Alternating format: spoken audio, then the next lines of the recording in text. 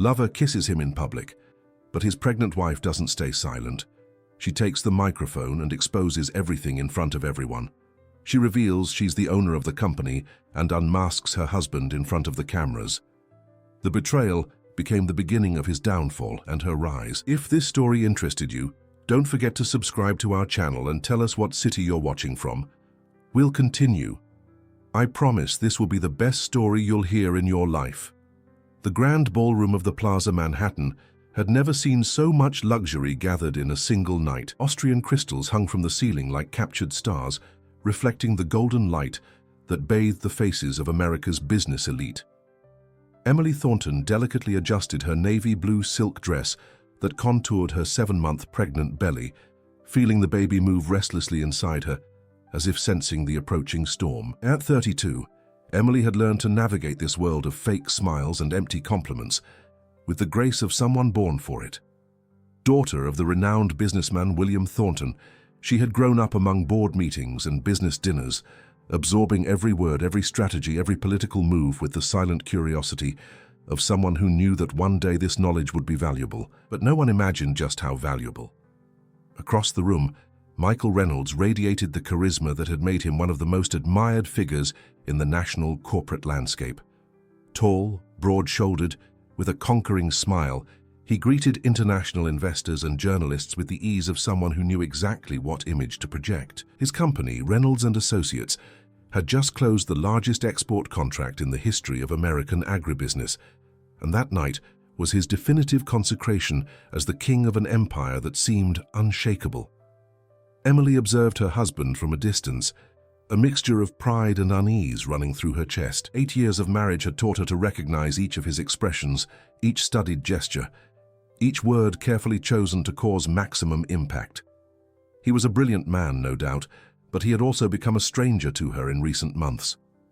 The changes began subtly, meetings that extended into the late hours, more frequent business trips, a cell phone that never left his side and was always face down. Emily tried to talk a few times, but Michael always had a plausible explanation, a reassuring smile, a kiss on the forehead that made her feel foolish for being suspicious. The pregnancy, he said, was making her more sensitive, more paranoid, and she almost believed it. Almost. Because Emily Thornton wasn't just the beautiful and discreet wife everyone saw at social events. Behind that facade of feminine fragility hid a sharp mind, trained since childhood by her father to see beyond appearances. William Thornton had been a visionary, a man who built an empire from scratch and knew that the business world was merciless to the naive. That's why when Emily married Michael, he made a decision that few knew about. He transferred 70% of the controlling shares of Thornton Holdings to a trust fund in his daughter's name. Thornton Holdings wasn't just a company. It was a financial octopus with tentacles spread across various sectors of the economy: mining, agribusiness, technology, real estate, even minority stakes in major media outlets. And at the center of it all was Reynolds and Associates, which was actually a wholly owned subsidiary of the holding company, although few knew this. Michael believed he was the master of his own destiny, but in reality he was just the public face of an empire that belonged to the woman carrying his child. Emily never felt the need to use this power. She loved her husband, respected his intelligence and competence, and preferred to let him shine while she was content to be the silent force behind the scenes. But that night, all of this was about to change. The ceremony presenter, a journalist known for his elegance and eloquence, took the stage and began listing Michael Reynolds' extraordinary achievements. The audience listened in ecstasy as impressive numbers were revealed. $2 billion in revenue in the last year, expansion to 15 countries, generation of more than 20,000 direct jobs. Emily felt a twinge of irony as she noticed how everyone hung on the presenter's words, celebrating a success that technically was hers. When Michael finally took the stage, the applause was deafening. Television cameras captured every angle of his triumphant smile, every confident gesture of his hands. He thanked his family, employees, partners, spoke about vision for the future and social responsibility with the passion of someone who truly believed in every word. Emily felt her heart tighten, not with pride, but with a deep sadness she couldn't explain. That's when she appeared. Jessica Parker was everything Emily wasn't at that moment. Young, slender, wearing a red dress that enhanced every curve of her body. An executive in the company's international development area, she had started working with Michael 6 months earlier, coming from an American multinational with impeccable credentials and a reputation for efficiency that impressed even the most skeptical. Emily knew Jessica, of course. She had dined with her a few times, talked about projects, even praised her professional competence. But there was something about the way the woman looked at Michael during meetings, a subtle intimacy that Emily had noticed but preferred to ignore. After all, Michael was an attractive and charismatic man. It was natural for women to be charmed by him. This had never been a cause for concern before. But that night, when Jessica took the stage in the middle of Michael's speech, when she interrupted his words with an imperious gesture, when she held his face between her hands and kissed him with a passion that left no doubt about the nature of their relationship, Emily felt as if the entire world was crumbling around her. The silence that followed was deafening. 500 people held their breath, cameras kept rolling, flashes fired relentlessly. Michael stood paralyzed for a few seconds, eyes wide with shock and terror. Jessica, meanwhile, seemed completely calm, as if she had just executed a carefully orchestrated plan. Emily felt the baby kick violently in her belly, as if also struck by the brutality of that moment. Her hands trembled, her breathing became labored, and for a moment she had the impression that she would faint right there, in front of that entire crowd hungry for scandal. But then something extraordinary happened. Instead of collapsing, instead of running, instead of hiding as everyone expected, Emily felt an icy calm take over her body. It was as if a stronger version of herself had awakened, a woman she didn't know existed. Slowly, with the dignity of a queen, she rose from the head table and began walking toward the stage. The audience's murmurs intensified. Cameras followed her, capturing each determined step, each controlled breath. She climbed the stage steps as if it were her home, completely ignoring her husband, who was babbling incoherent apologies, and the lover who now seemed less confident in her strategy. Emily took the microphone from Michael's trembling hands and looked directly at the cameras. Her voice, when it finally echoed through the hall, was as firm as steel and as cold as ice. "Good evening," she said, and the silence was absolute. "I believe you all just witnessed a very interesting performance. My husband and his collaborator certainly know how to make an impact." The words left her lips with surgical precision, each syllable carrying a refined sarcasm that cut deeper than any scream of despair. She spoke about fidelity and lies, about masks that fall when we least expect them, about men who confuse professional success with strength of character. And then, at the moment when the entire audience was hypnotized by her words, Emily dropped the bomb that would change everything forever. "Since we're in a moment of revelations," she said, with the coldest smile she had ever displayed in her life, "I believe it's important for all of you to know who really controls the company you so admire tonight." The silence that followed Emily's words was so deep that one could hear the tinkling of the crystal chandelier moved by the air-conditioning breeze. 500 people held their breath, awaiting a revelation they sensed would be devastating. Television cameras continued recording, broadcasting live to millions of American homes, what would be remembered as one of the most striking moments in the country's corporate history. Emily held the microphone firmly, feeling the weight of the moment and the strength emanating from every fiber of her being. For years, she had been seen only as the elegant accessory beside her successful husband, the beautiful wife who smiled in photos and organized charity events. No one imagined that behind that facade of feminine fragility hid the true architect of the Reynolds empire. "My father, William Thornton, was a visionary man," she began, her voice echoing crystal clear through the hall. "When he died 5 years ago, he left me much more than memories and paternal love. He also left the controlling stake of 70% of Thornton Holdings, a company that, for those who don't know, is the true owner of Reynolds and Associates." A murmur of shock ran through the audience. Investors exchanged looks of disbelief. Journalists began typing frantically on their devices, and Michael turned livid as if he had been punched in the stomach. Jessica, beside him for the first time since she had taken the stage, seemed genuinely surprised. "That's right," Emily continued, addressing the cameras directly. "All the billion-dollar contracts, all the international expansions, all the awards and recognition you celebrate tonight were made possible thanks to resources and structure that belong to me. Michael has always been an excellent executive, but he was never the owner of the company that bears his name." The words fell like bombs on the audience.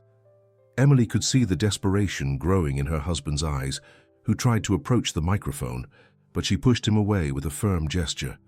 There was no turning back. The farce that had lasted 8 years was being undone in front of the entire country. "And since we're talking about truths," she said, looking directly at Jessica, "perhaps it would be interesting to investigate more deeply the motivations behind this theatrical performance we just witnessed. Because a competent executive wouldn't risk her career with such an impulsive gesture unless she had other incentives." Emily had reason to suspect. In recent months, she had noticed strange movements in the company.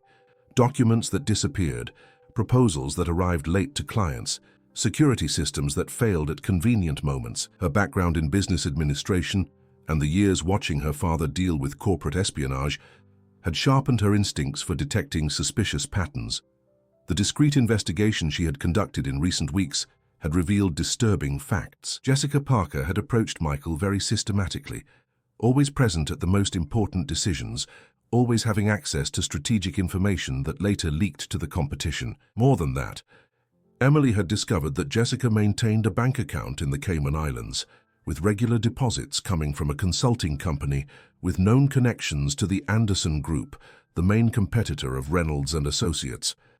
But Emily was too intelligent to make accusations without concrete evidence. Instead, she decided to use that moment of chaos to expose not only the personal betrayal, but the entire network of corruption that had been installed in her company during the years she preferred to remain in the shadows. "Michael," she said, turning to her husband, who now looked like a cornered animal, "did you really think I wouldn't notice? The lost contracts, the information leaks, the unauthorized access to our systems, or were you too naive to realize you were being used?" The audience was hypnotized. What had begun as the celebration of a successful businessman had turned into the unmasking of a conspiracy that reached the highest echelons of the American corporate world. Emily felt the adrenaline running through her veins, a sensation of power she had never experienced before. Michael finally managed to get close enough to try to take the microphone, but his voice trembled when he spoke. "Emily, you're pregnant. You're emotional. Let's talk at home, away from—" "Emotional," she interrupted him, her smile as sharp as a blade. "You mean rational, lucid, aware that my husband not only betrayed me, but also betrayed all the investors, employees, and partners who trusted him?" Emily turned to the audience again, her presence completely dominating the stage. Even 7 months pregnant, she radiated an authority that made all the powerful men present in the hall seem small before her. "Starting tomorrow," she announced with a coldness that impressed even herself, "I will personally assume the presidency of Thornton Holdings and initiate a complete audit of all our subsidiaries. I will ensure that every contract is reviewed, every process is transparent, and every person involved in fraudulent activities is held accountable." The impact was immediate. Still in the hotel hall, executives began making urgent calls. Investors gathered in small groups to discuss the implications of what they had just witnessed, and journalists worked feverishly to be the first to spread the news that would change the American business landscape. Emily descended from the stage with the same dignity with which she had ascended, completely ignoring her husband, who tried to follow her. Jessica remained motionless, like a pillar of salt, apparently calculating the consequences of her plan that had completely spiraled out of control. On her way to the exit, Emily was approached by Thomas Carter, a veteran economic journalist who had been covering the sector for more than 20 years. "Mrs. Emily," he said respectfully, "are you aware that you've just declared war on one of the most powerful sectors in the country?" She stopped and looked at him with a serenity that contrasted with the chaos around her. "I didn't declare war, Mr. Carter. I just stopped pretending I didn't know it was already happening." Upon arriving home, Emily went directly to the office that had been her father's.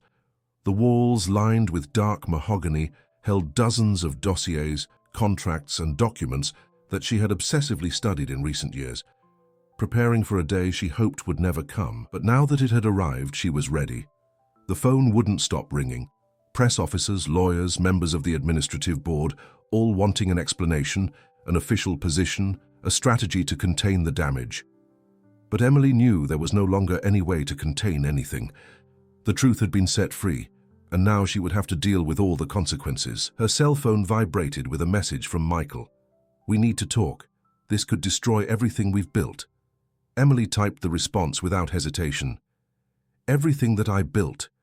And you should have thought of that before." That dawn, as America woke up to newspaper headlines featuring her face and her revelation, Emily remained awake in the office, planning her next moves. She knew the following days would be brutal, that she would face resistance, sabotage, and attempts to discredit her.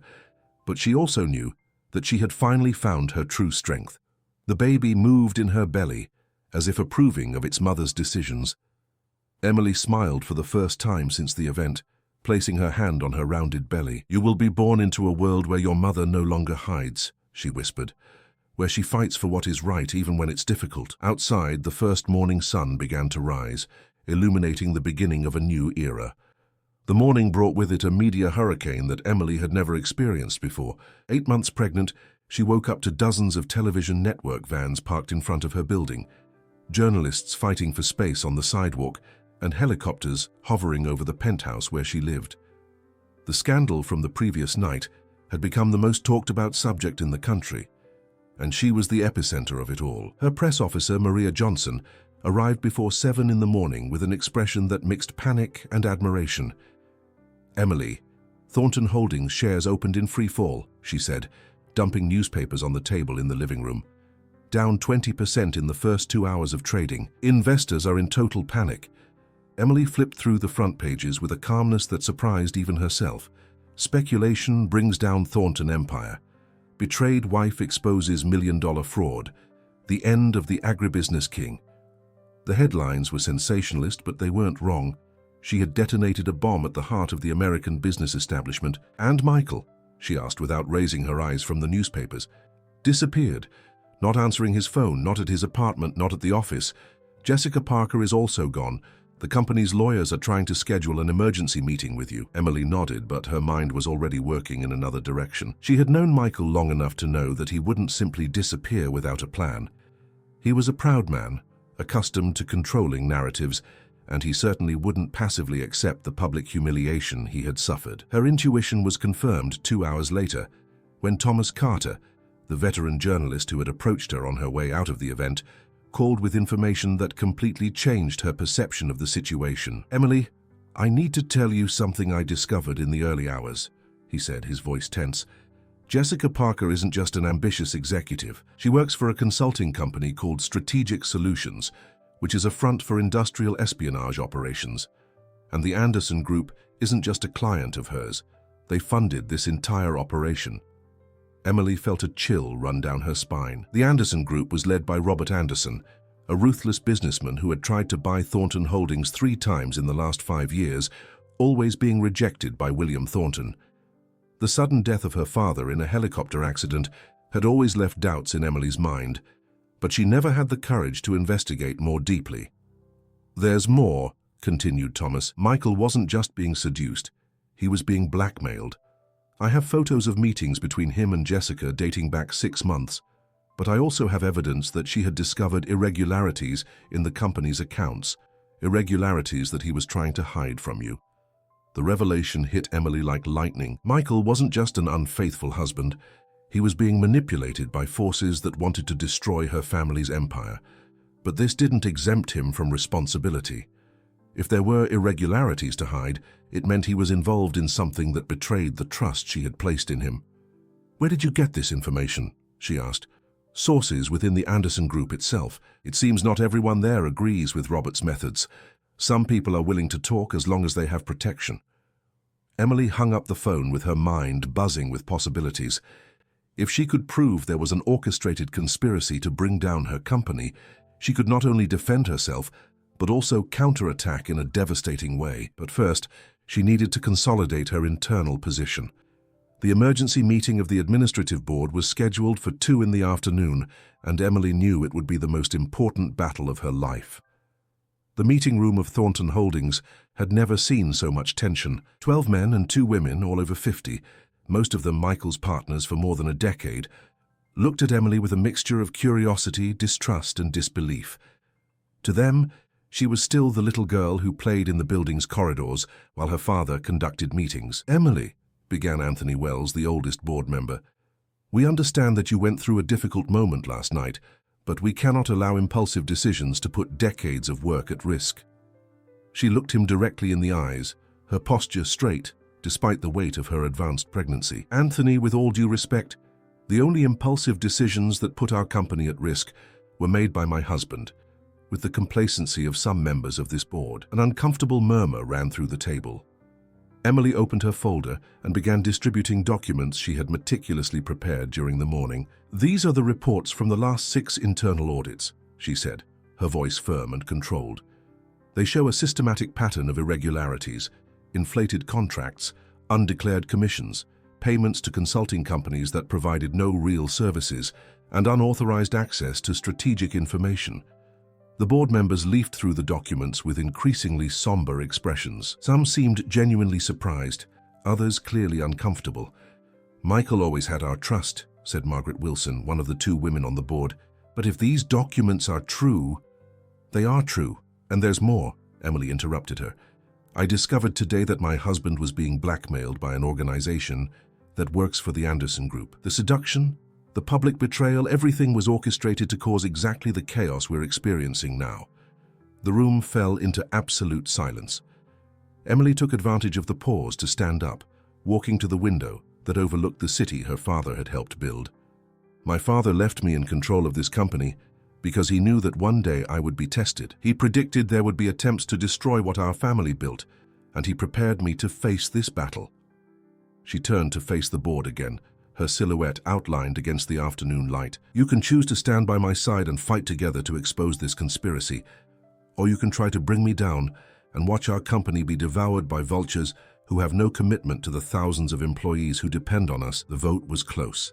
7 votes in favor of Emily, 5 against, 2 abstentions. It wasn't an overwhelming victory, but it was enough to give her legal legitimacy to act. In the following weeks, Emily fought a war on multiple fronts. Michael hired a law firm to question her mental capacity, claiming that pregnancy and emotional trauma had left her unstable. The media was divided between supporting her as a symbol of female empowerment and criticizing her for destroying a successful company for personal reasons. But the most difficult battle was internal. Emily discovered that 3 of the 5 board members who voted against her maintained financial ties with companies controlled by the Anderson Group. It was a network of corruption much deeper and more sophisticated than she had imagined. During a particularly difficult early morning, when Braxton Hicks' contractions kept her awake, Emily received a call that changed everything. "Emily, it's Thomas. You need to know something urgently. I got a recording of a conversation between Robert Anderson and Michael. They planned everything, including your father's accident." The phone almost slipped from her hands. For 5 years she had tried not to think about the strange circumstances of the helicopter crash that killed William Thornton.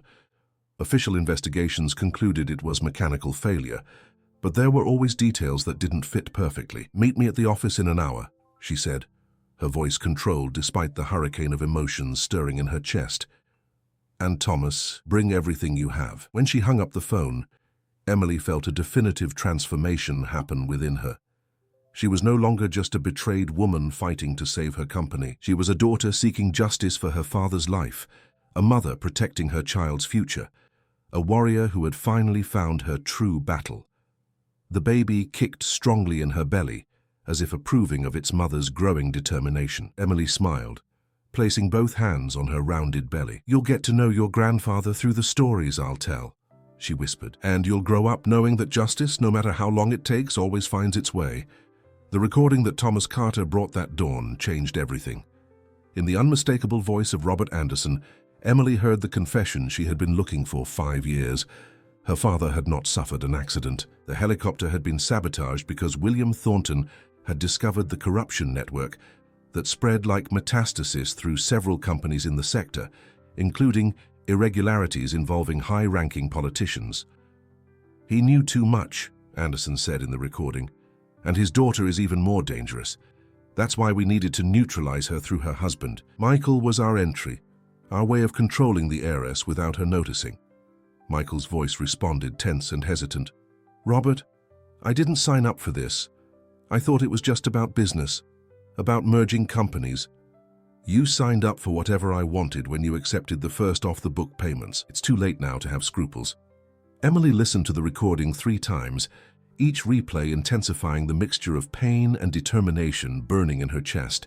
It wasn't just about marital betrayal or corporate espionage. It was about a plan systematically executed over years to destroy her family and appropriate a patrimony built with decades of honest work. But along with the pain came crystal clarity. She finally understood the true dimension of the battle she faced, and for the first time in months, she felt completely in control of the situation. "Thomas," she said, her voice firm despite the tears streaming down her face, "how many people have access to this recording?" "Just me and my source inside the Anderson group, and now you." "Good. We'll use this strategically. We can't simply hand it over to the police and expect justice to take its course. We need to expose the entire network at the same time, in a way that doesn't give them time to organize and destroy evidence." Emily spent the following days articulating the most audacious strategy of her life. She contacted federal prosecutors, investigative journalists from different media outlets, and even international authorities, since the conspiracy involved offshore accounts and operations in other countries. But the centerpiece of her plan would be Michael. Emily knew that despite everything, her husband wasn't a born criminal. He was an ambitious man who had allowed himself to be gradually corrupted, probably without fully understanding the dimensions of what he was involved in. And now that Robert Anderson considered him to know too much, Michael was in danger. The opportunity arose a week later, when Michael finally tried to make contact. He appeared at the apartment door at 2 in the morning, looking like someone who hadn't slept for days, his eyes swollen and his clothes wrinkled. "Emily, please," he said, his voice broken. "I need to talk to you. I know I don't deserve it, but..." She let him in but maintained physical and emotional distance. At 9 months pregnant, every movement was an effort, but her mind had never been sharper. "You know they killed my father?" she asked directly, without preamble. Michael collapsed into an armchair, burying his face in his hands. "I only found out 3 days ago. Emily, you have to believe me. When everything started, I thought it was just business. Commissions for facilitating some contracts. Information that wouldn't harm anyone. And when did you realize it was more than that? When they started blackmailing. They had photos, recordings, evidence of all the irregularities I had committed. They said if I didn't fully cooperate, they would destroy not only my career, but you would also be dragged down as an accomplice." Emily observed the man she had married, the father of the child growing in her womb, and felt a complex mixture of anger, disappointment, and surprisingly compassion. Michael had made terrible choices, but he had also been manipulated by people much more experienced and ruthless. And Jessica? It was a trap from the beginning. She approached me with a specific plan: seduce me, compromise me, and then create a public scandal that would justify her intervention in the company. The kiss on stage wasn't impulsive, Emily. It was the grand finale of an operation that lasted months. The sincerity in Michael's voice was undeniable. Emily could see that he was destroyed, not just by public exposure, but by the awareness of having been used as a piece in a much larger game.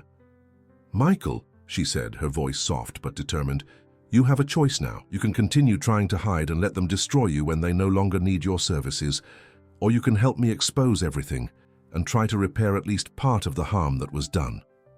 He raised his eyes, a spark of hope shining in the darkness. "What do you need me to do?" Emily smiled for the first time in weeks, not a smile of happiness, but of a woman who finally saw all the pieces on the board aligning. "I need you to use their contacts against themselves. You're going to schedule a meeting with Robert Anderson and his main partners, saying you have compromising information about me that needs to be discussed in person. And you're going to use this," she said, showing a small digital recorder. The meeting took place 3 days later, in a discreet restaurant in the Upper East Side. Emily monitored everything from a car parked across the street, with listening equipment provided by the FBI, which had already been alerted about the operation. Robert Anderson arrived confidently, accompanied by 2 lawyers and Jessica Parker. They believed Michael was finally completely surrendering to their plans. "So, Michael," said Anderson after the formal greetings, "I heard you have information that can help us definitively resolve the succession issue at Thornton Holdings." "I do," Michael replied, his voice surprisingly firm. "But first I need to know exactly what you did to William Thornton." The silence that followed was charged with tension. Anderson exchanged glances with the lawyers before responding. "Michael, You're asking very dangerous questions. I'm already involved up to my neck. If I'm going to sink, at least I want to know why." It was Jessica who spoke first, perhaps trying to regain Michael's trust with a display of intimacy. Old man Thornton discovered irregularities in mining contracts involving federal politicians. He was going to report everything, which would destroy not just our business but also very important people. We had no choice. "So you really sabotaged the helicopter?" "It was a necessary accident," said Anderson coldly, "and it would only be the first if Emily continued asking inconvenient questions." In the car, Emily felt a strong contraction. The baby was restless, as if sensing its mother's tension. But she needed to hear everything, needed to have the complete confession recorded. "And now?" asked Michael. "Now you go home, convince your pregnant wife to sign over the company for a symbolic price, claiming that the scandals have destroyed the company's value. If she refuses, well, pregnant women are so vulnerable to accidents." Emily couldn't hear the rest. The contraction came with devastating force, and she realized it wasn't just emotional tension. Labor had begun. 2 hours later, while Emily gave birth to her son in an operating room at Mount Sinai Hospital, the FBI simultaneously executed arrest warrants against Robert Anderson, Jessica Parker, and 8 other executives involved in the conspiracy. The recordings obtained by Michael, combined with the evidence Emily had collected over months, formed a solid case that would shake the American business world for years to come. The boy was born at 3:17 in the morning, healthy and vigorous, with his father's dark eyes and his mother's determination already visible in his strong cry. Emily held him in her arms and whispered, "Welcome to the world, William.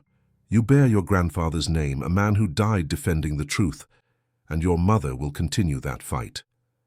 6 months later, Emily was in the same Plaza Manhattan ballroom where everything had begun, but this time presiding over the annual assembly of Thornton Holdings. The company had not only recovered from the crisis, but had grown 40% during the period, attracting investors who valued transparency and ethical governance. Michael was serving a sentence of house arrest after having fully cooperated with the investigations. His sentence had been mitigated by his cooperation, but he lost all rights to the company and had supervised visits with his son only once a month. "Esteemed shareholders," Emily said from the same stage where her life had changed forever, "a year ago, this company was almost destroyed by a conspiracy that cost my father his life and nearly cost my son his. Today we are stronger, more ethical and more committed to the truth than we have ever been." The audience, now with many more women among the investors and executives, gave her a standing ovation. Emily smiled, feeling the weight of responsibility, but also the certainty of being on the right path. That night at home, while nursing William and looking out the window at the lights of the city her father had helped build, Emily reflected on everything that had happened. The pain of betrayal still existed, but it had been transformed into something greater. The strength to lead, to protect, to build a better future. The baby fell asleep in her arms, and Emily whispered a promise that would echo through the following years. "You will grow up knowing that truth always wins, my love. It may take time, it may hurt, but it always wins." The end. Dear listeners, we hope that Emily's story and her journey of transformation has touched you deeply. This narrative of courage, determination, and justice reminds us that, even in the darkest moments, we can find our true strength. To continue this emotional journey with us, we've prepared a special playlist with equally captivating stories that explore the complexity of human life. Find it here by clicking on the link to the left of your screens. If this story awakened emotions in you, don't forget to subscribe to our channel and leave your like on the video. Every day we bring unique narratives that celebrate the resilience of the human spirit. Don't miss our upcoming content and tell us in the comments which moment in Emily's story moved you the most. We're eager to read your reflections.